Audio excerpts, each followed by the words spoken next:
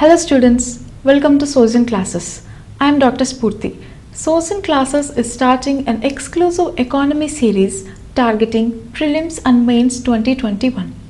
We shall be covering all the important articles that are featured in the Hindu, Indian Express and Economic Times from July 2020 till our mains in September 2021 in a comprehensive manner. Let's begin our first video that have covered the economy related current affairs from 1st July till 7th July. Food grain scheme. Pradhan Mantri Garib Kalyan Anna Yojana. It is a food security scheme announced by the Government of India in March 2020 in order to feed poorest sections of the country. The scheme is distributed by the Department of Food and Public Distribution. Under the scheme, 5 kg of rice or wheat is to be supplied per person and 1 kg of dal is to be supplied per family under public distribution scheme. Now, because of the lockdown, many rural employers have lost their jobs. So, this scheme was announced under Atmanirbhar Bharat to provide free food grains to not only ration card holders but also all the non-ration card holders and migrant laborers. Now, the Atmanirbhar Bharat is a policy formulated by the Government of India to make India self-sustainable and self-reliant. The main aim of this policy is for making India a bigger and important role in global economy. The 5 pillars of Atmanirbhar Bharat are economy, infrastructure, technology-driven systems, vibrant democracy and demand. Now, the target of this food grain scheme met was only 50%, means only 15% of the allocated food grains were supplied or distributed to the intended beneficiaries. States like AP or Andhra Pradesh, Goa and Telangana have distributed less than 1% of the allocated food grains, whereas the states like Rajasthan have distributed around 95% of the allocated food grains. And the reason these states have given for the lack of or the decreased supply of food grains is overestimation. These states have said that Center has overestimated the number of migrant laborers and hence they could not supply all the food grains to the intended beneficiaries. In the wake of this, Prime Minister has extended this free food grain scheme until November in order to benefit around 80 crore people with the cost of 90,000 crores for the exchequer. India versus China. On June 15th, a violent clash took place between Indian soldiers and Chinese soldiers which resulted in the death of around 20 army personnel. This happened in Galwan Valley of eastern Ladakh. According to a military source, no gunfire was used. However, Chinese soldiers used stone pelting and rods because of which injuries were sustained by the Indian side. Naturally, this attack angered Indian citizens and the government alike, and a plea was filed in Supreme Court to terminate or stop all MOUs or legal agreements that happened between Indian companies and Chinese companies. As an economic retaliation, India has banned 59 Chinese apps, which came as a blow to Chinese tech giants which were looking to dominate the world of artificial intelligence and technology. Now, India has given the reason as data privacy.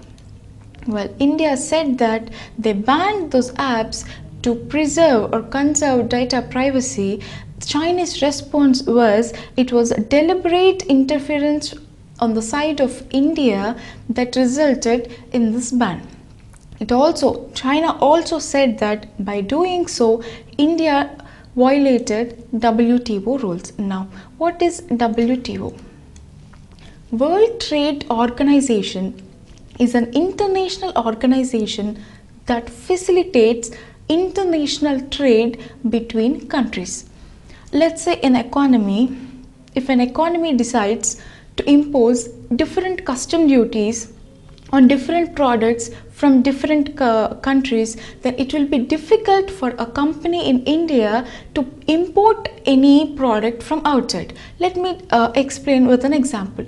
Let's say an Indian company wants to import steel from other countries. It has three options, say country A, country B and country C. If India imposes 5% import duty on goods coming from country A and 10% import duty on goods coming from country B and 15% customs duty on goods coming from country C. Let's say it also imposed different sets of regulations coming from different countries. Now, the company that wants to import steel must not only compare the price of steel from these three countries, it also should read analyze the customs duty and the set of regulations that are imposed on that country, and all this process will make the import from that country a very tedious process. Now, let's say India imposes a uniform rate of custom duty, say for example 7% customs duty from all the imports from all the countries and equal number of technical regulations to all the countries, then it will be easy for the Indian company to compare the products from these three countries and to make an import. Now, the first case I have described is called discrimination, and the second process I have explained is called non-discrimination. And this non-discrimination is one of the key principles of the WTO to conduct trade internationally. Along with non-discrimination, there are other key principles like increase in transparency, clear coordination, removal of red tape, simplicity, subordination. All these key principles help in trade facilitation between any two countries internationally. Now, China has accused that India is discriminated against its product by banning Chinese apps. Now, not just these Chinese apps, Indian government is also looking to impose a complete ban on power equipment that is coming from China. Now, trade deficit. What is trade deficit?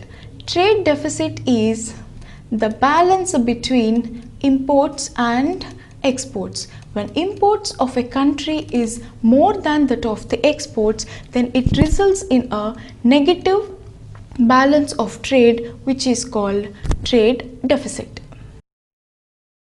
Now, according to this article, exports to China amounted to $16.6 billion, while imports amounted to $65.26 billion, which resulted in a trade deficit of $48.66 billion, which is less than that of the previous year, which is $53.56 billion.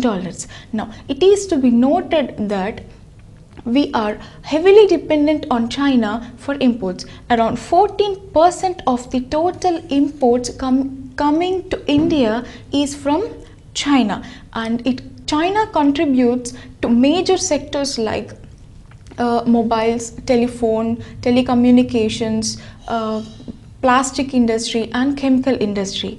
Now, Indian government is framing technical regulations and quality norms for several products to reduce dependence on Chinese imports. As a part of this move, our customs authorities have clamped down on import consignments that are coming from China by subjecting them to physical checks thoroughly, and this is an issue because they are tier 3 AEOs. Now, AEO is authorized economic operator. These authorized economic operators are recognized by World Customs Organization as an entity that facilitates international trade. Now, these AEO are of 3 types based on size and previous track record, with tier 3 being highest. Now, any company will reach this tier 3 status only after long and impeccable track record of. Now, these tier 3 AEOs or green channel importers, under normal circumstances, they do not have to undergo any physical checks at the customs. Now, the selective approach of Indian customs authorities to impose these physical checks on certain Chinese companies like Vivo, Oppo, Realme and Xiaomi have resulted in production loss for those companies. Now, FDI from China to India have also reduced. Now, what is FDI? FDI is foreign direct investment by any company into a business of other country. For example, a company in India wants to invest in any other country other than India, then it is called foreign direct investment. There are 2 types of foreign direct investments majorly: horizontal and vertical. Let me explain this horizontal and vertical FDI with examples. Under horizontal FDI, let's say a company R in India manufactures mobile phones. If this company wants to open a manufacturing unit in another country, let's say Spain, then that comes under horizontal FDI. Now, if this company R opens 3 manufacturing units in 3 different countries, and let's say in country 1 it manufactures batteries, and in country 2 it manufactures domes and other appliances, and in country 3 assembly of all these components happens. Now, these 3 different business activities are entirely different to each other, but it is related to main business activity, that is manufacturing of mobile phones. Hence, under vertical FDI, a business in a country invests in a different level of supply and chain in another country, which is ultimately related to the parent business. Now, according to this article, the exports or FDI from China is reduced from $229 million to $163.78 million in the current financial year. Now, India in this April has amended the current FDI policy. Because in April, because of the lockdown, many companies have suffered economic losses. Now, in order to take advantage of situation, other countries, companies from other countries can try and control Indian businesses by taking stake or by buying stake in those Indian companies. In order to stop that, our government has amended an FDI policy in which a company or an individual from a country that shares a land border with India can invest in any sector only after getting government approval. According to foreign experts, without taking China's name, this move is to thwart China from taking over India's businesses either directly or indirectly through friendly nations. Now, course contraction. What is a core industry? Before going into details, let me explain you something about Index of Industrial Production, which is IIP. This index is a monthly index which is released by Central Statistics Office to track manufacturing of goods all over the economy. This IIP basically tracks all the manufacturing activity. Now, before releasing IIP, CSO releases another index called Index of 8 Core Industries. Now, this is also a monthly index, which this is very important because this is called core industries because of the likely impact of these core industries in the economy in general. These 8 core industries amounts to 40.72% of the weightage in IIP. The 8 sectors are electricity, steel, cement, crude oil, coal, natural gas, refinery products, and fertilizers.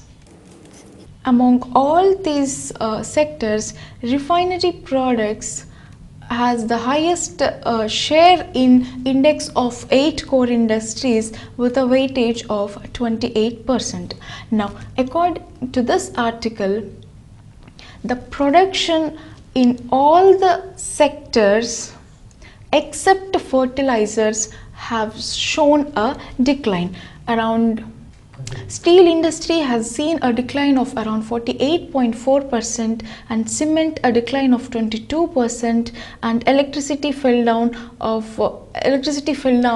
almost 15.6%, but only fertilizer industry has seen a growth of 7%. This is because of good monsoons.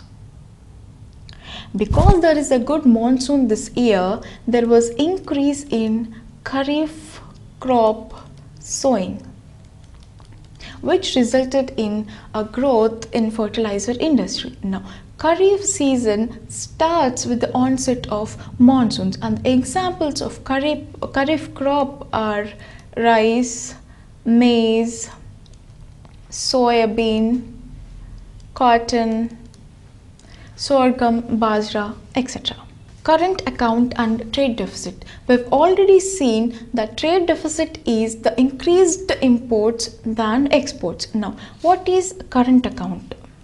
Let me explain you something called balance of payments. Now, balance of payments is a country's record of its transactions with other country. It is basically a record of all economic transactions with the rest of the world. Now, balance of payments is mainly of two types. One, current account, and the other is capital account. Under current account, we can see the inflow and outflow of goods and services and unilateral transfer of money. Now, export and import of goods like raw materials or finished products come under current account. Also services, inflow and outflow of services like, for example, tourism, transportation, banking services, etc. All this comes under services part of current account. Now, unilateral transfers is aids to other countries. If India gives an aid of $1 billion to Afghanistan, then it comes under current account. If any other country gives an aid, for example, recently World Bank has given $750 million of aid to India to fund MSME sector. Now, this also comes under current account. Now, the trade in goods which are tangible is called visible trade, and the trade in services which we cannot see is called invisible trading.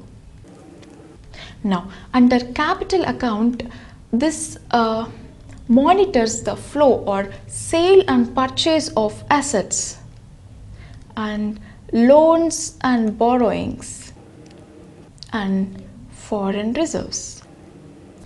Now, what are assets? Like money, stocks or shares, bonds or any land or property, all these are called assets.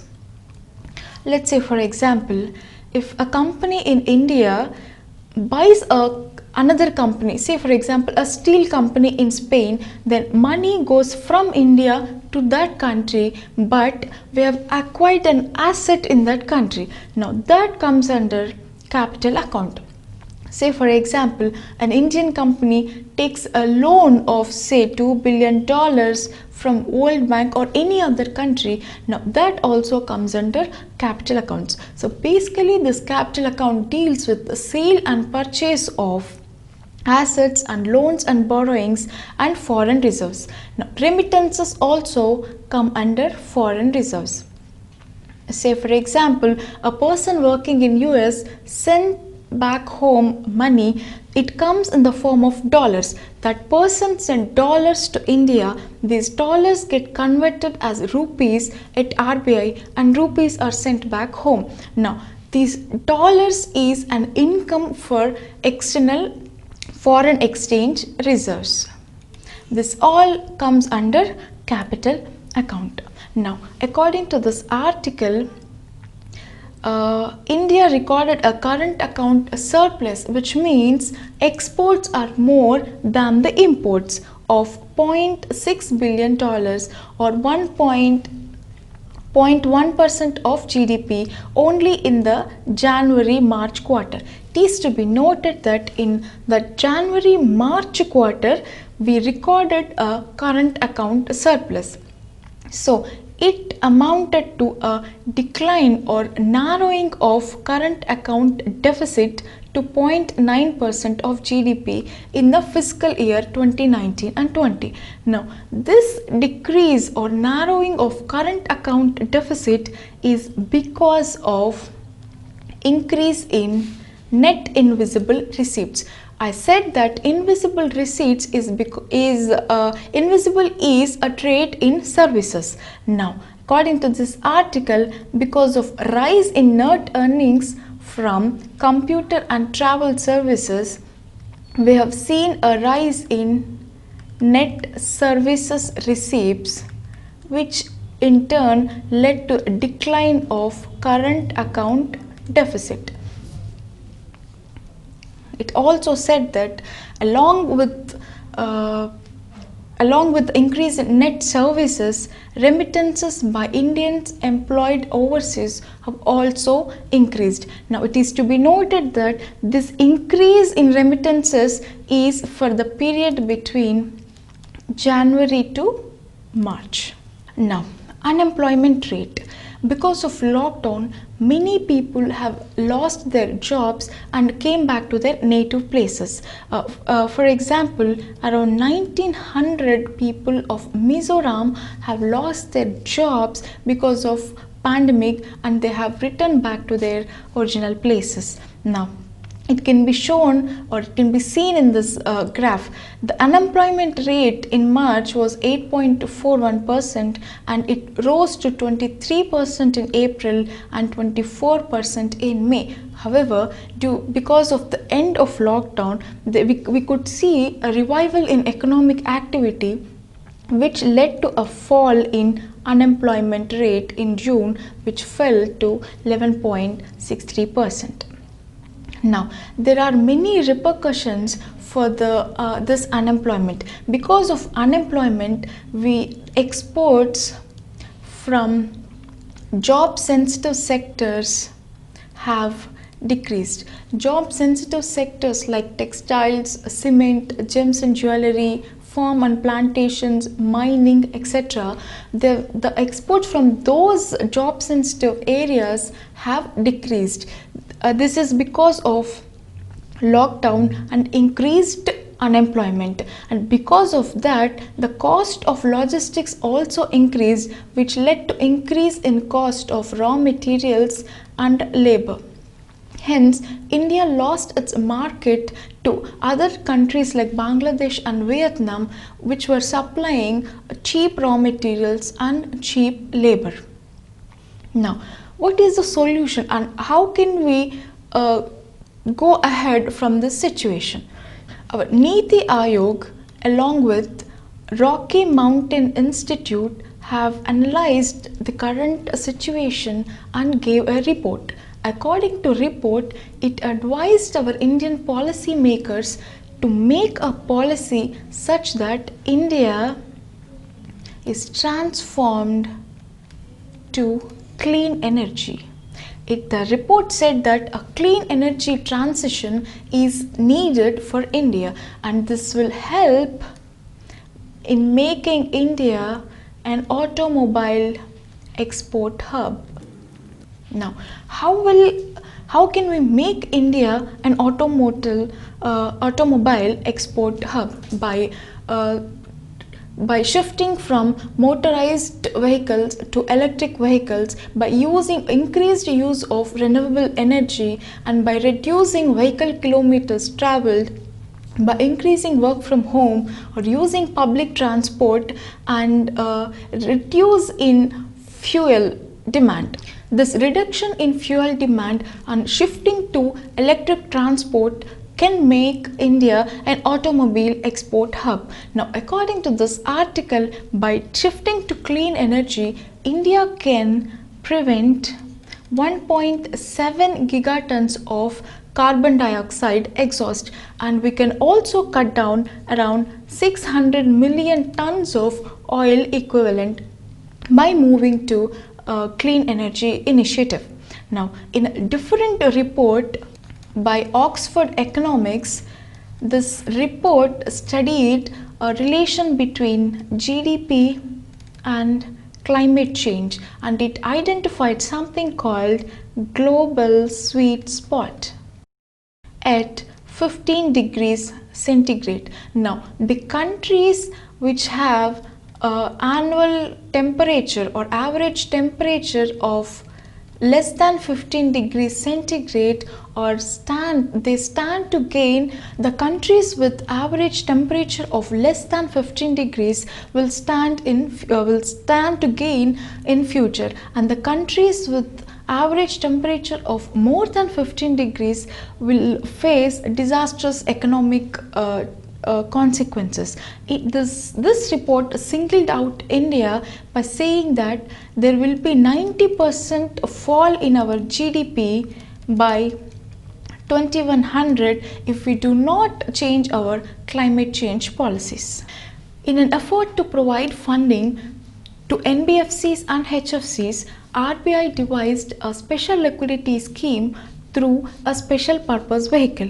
Now, RBI has asked State Bank of India to set up a special purpose vehicle in order to fund HPFCs and HFCs as a part of special liquidity scheme. Now, what is an NBFC and what is a HFC? NBFCs are non-banking finance companies. They are not regulated by any national or international banking authority. However, they undergo certain banking transactions like providing loans, credit facilities, retirement plans, and buying of stocks and shares from the money market. Now, HFCs are housing finance companies. These are part of NBFCs which help in acquisition of or construction of houses. This also includes development of lands and plots.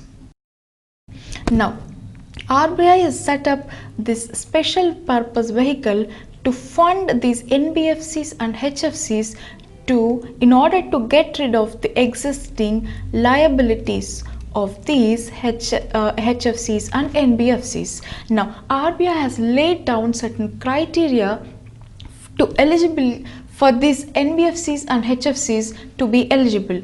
Now, I'll tell you three main criteria. One, the net NPAs of this NBFCs or HFCs should not be more than 6%, and it should they should have at least made a profit in one of the 2 previous financial years, and it should not be recorded in any SMA1 or SMA2 accounts. Now let me explain this. Say for example, I have an NBFC. In order to run my daily operational costs, I took a loan from a bank. Now if I fail to repay the loan amount to that bank within the period of 31 to 60 days, then my account will come under SMA1. SMA means special mention account. Now if I do not repay the loan amount within a period of 16 to 90 days, then my account will come under SMA2. If I do not repay any amount for more than 90 days, then my account will become NPA, which is non-performing asset. Now, according to the criteria set by RBI, my NBFCs should not have more than 6% of NBAs, and I should make profit in at least one of the 2 previous financial years, that is 2017-18 and 2018-19, and my NBFC should not be in any SMA1 or SMA2 account of any other bank. Now if all these criteria are met, then these NBFCs or HFCs are eligible to gain funds with the special liquidity scheme. Now Petrapol-Benapole border. Of all the states bordering Bangladesh, West Bengal shares the longest boundary. Now Petrapol-Benapole is the largest integrated checkpoint between India and Bangladesh. Petrapol is in West Bengal and Benapole is in Bangladesh. While India exports commodities like cotton, minerals, oils and vehicles to Bangladesh, we import commodities like jute, silk, thread and saris from Bangladesh. Now on a daily basis, trade between Petrapol and Benapole happen continuously. Around 70% of the bilateral trade between India and Bangladesh will take place through this border. While during lockdown, exports to Bangladesh was left undisturbed, West Bengal government has imposed restrictions from imports from Bangladesh. It means West Bengal government had stopped imports from Bangladesh, citing pandemic as the reason. Now this angered Bangladeshi exporters and they stopped taking exports from India. This led to a fall in bilateral trade between these 2 countries from $2 billion to $424 million. Now Ministry of Home Affairs have intervened and said that trade dispute or trade restrictions to a landlocked neighbor is an international issue, and we are to follow the international agreements, and with that heavy intervention from the central government, West Bengal government had allowed imports from Bangladesh and hence trade resumed. Now after Bangladesh, Tripura has the second largest ICP with India and Bangladesh. Now, while trade disruptions were happening between West Bengal and Bangladesh, the trade between the state of Tripura and Bangladesh have remained more or less the same. Now, with this point, I'm concluding or winding up today's video. Thank you. Happy studying.